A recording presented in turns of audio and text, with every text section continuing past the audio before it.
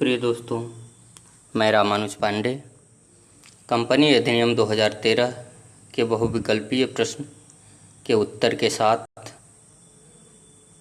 इसके तीसरे भाग एवं अंतिम भाग को आपके समक्ष लेकर प्रस्तुत हूँ। आइए शुरू करते हैं।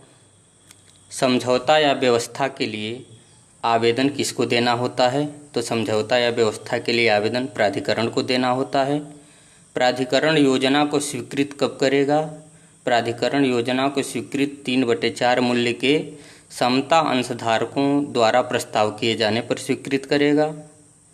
सह अंशधारियों के अधिग्रहित अंशों के मूल्य की राशि अलग बैंक खाते में जमा करने के बाद इसकी सूचना प्राप्त होने के कितने दिनों के अंदर असहमत अंशधारियों को दी जानी चाहिए? तो 60 दिन के अंदर दी जानी है।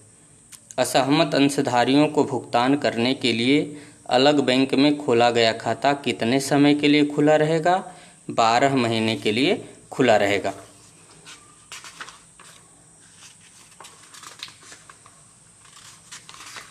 अगला, बहुमत अंशधारी कर सकते हैं दिन प्रतिदिन के कार्यों का प्रबंधन। अल्पमत अंशधारी नहीं रोक सकते। तो क्या नहीं रोक सकते हैं? बहुमत अंशधारियों को कंपनी का दिन प्रतिदिन का प्रबंधन करने से नहीं रोक सकते हैं।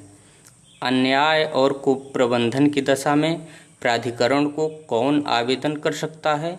तो अन्याय और कुप्रबंधन की दशा में अंश पूंजी वाले कंपनी में कम से कम 100 सदस्य अथवा उनका 1/10 भाग, इनमें से जो भी कम हो, प्राधिकरण को आवेदन कर सकता है।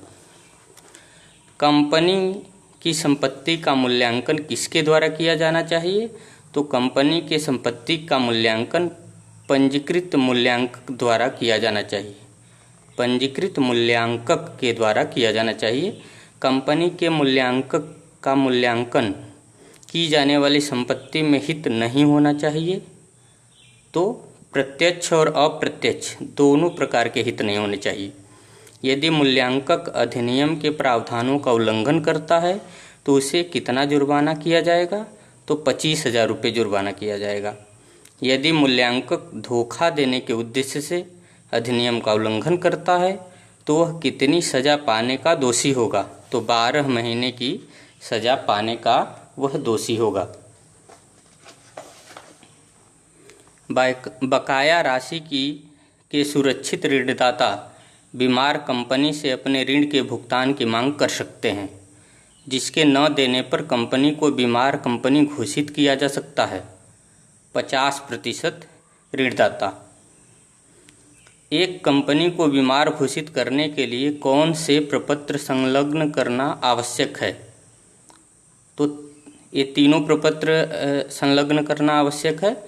अंकेक्षित विवरण, निर्धारित विवरण और प्रपत्र और पुनर्जीवन की प्रस्तावित योजना, ये तीनों प्रस्तुत करना होगा। एक कंपनी को बीमार घोषित कराने के कितने दिनों में आवेदन किया जा सकता है? उसके द्वारा ऋण न चुकने के 60 दिनों में आवेदन किया जा सकता है। कितने मूल्य के सुरक्षित ऋणदाता प्राधिकरण को यह आवेदन कर सकते हैं कि कंपनी का पुनर्जीवन या पुनर्स्थापन संभव नहीं है? तो 3/4 मूल्य के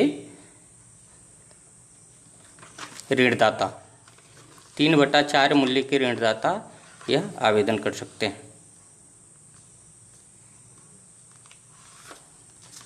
अगला, एक कंपनी समापन के लिए याचिका प्रस्तुत कर सकती है। कौन सा प्रस्ताव पारित करके? तो विशेष प्रस्ताव पारित करके कंपनी समापन के लिए याचिका प्रस्तुत कर सकती है। प्रवर्तकों और निदेशकों के सार्वजनिक परीक्षण का आदेश कौन दे सकता है? तो प्रवर्तकों और निदेशकों के सार्वजनिक परीक्षण का आदेश प्राधिकरण दे सकता है। अंशदाता कंपनी का चुकता अंश पूंजीधारक है। प्राथमिक भुगतान का अर्थ निम्नलिखित को भुगतान से है। तो प्राथमिक भुगतान का अर्थ न तो पूर्वाधिकार अंशधारी के भुगतान से है, न तो साधारण अंशधारी के भुगतान से है, न असुरक्षित ऋणदाता के भुगतान से है। अगला, कपटपूर्ण प्राथमिक भुगतान का अर्थ निम्नलिखित में से कौन सा है? तो कपटपूर्ण प्राथमिक भुगतान का अर्थ एक ऋणदाता को दूसरे के विरुद्ध ऐच्छिक प्राथमिकता देना है। एक कंपनी के लिए सरकारी समापक को कंपनी की स्थिति का विवरण कितने दिनों में देना होता है? तो 30 दिनों में देना होता है। एक अपंजीकृत कंपनी में सदस्यों की अधिकतम संख्या 100 होती है। निम्नलिखित में से किस कंपनी का ऐच्छिक समापन नहीं हो सकता? अपंजीकृत कंपनी का ऐच्छिक समापन नहीं हो सकता। एक अपंजीकृत कंपनी द्वारा मांगे जाने पर कितने दिनों में ऋण चुकाना अनिवार्य है? 21 दिन में ऋण चुकाना अनिवार्य है। एक अपंजीकृत कंपनी के विरुद्ध ऋण न चुकाने पर मुकदमा दायर होने पर प्राधिकरण के आदेश के अंतर्गत कितने दिन में ऋण चुकाना अनिवार्य है? 10 दिनों में ऋण चुकाना अनिवार्य है। कपट के लिए न्यूनतम सजा 6 माह है। कपट के लिए अधिकतम जुर्माना 10 लाख है। गलत गवाही देने के लिए अधिकतम सजा 3 वर्ष है। 3 वर्ष के अंदर बार बार कपट करने या चूक करने के लिए जुर्माना दुगना लिया जाएगा।